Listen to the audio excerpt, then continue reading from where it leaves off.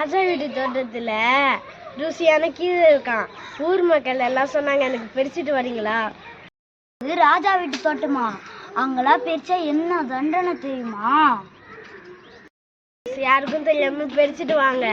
சரி, உனக்கு அவனா யாருக்கும் தெரியாம பறிச்சுட்டு வந்து தரேன். நீ ராத்திரி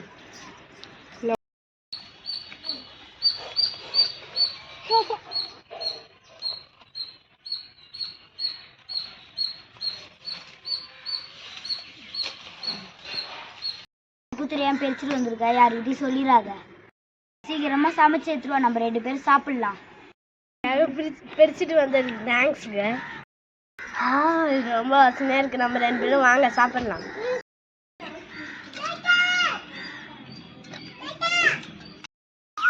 ரொம்ப ருசியா இருக்குல்ல? இந்த மாதிரி ருசியான கீரை நான் சாப்பிட்டதே இல்லை.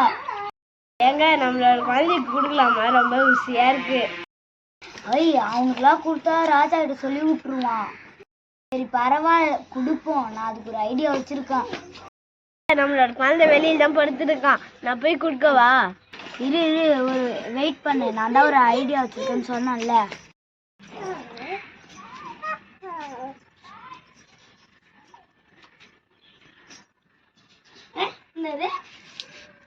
வாடா, வீட்டுக்குள்ள போலாம், மழை வருது.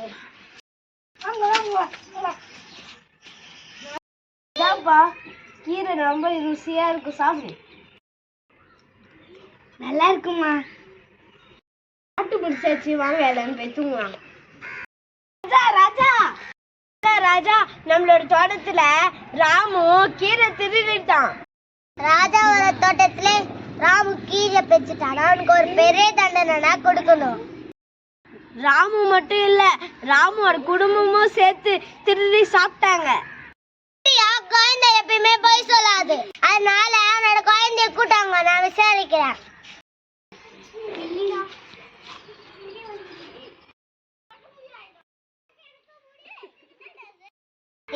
இங்க பாருப்பா தம்பி, அம்மா இங்க இருக்காங்க தம்பி. இப்ப எது கேட்டாலும் நீ உண்மையா சொல்லணும். சரிங்களாச்சா, நான் உண்மையே சொல்றேன். நீ வீட்டுல என்ன சாப்பிட்ட? நான் கீரை பொரியல் சாப்பிட்டேன். என்னது கீரை பொரியலுங்களா? இது நீங்க என்ன தின்னீங்களா?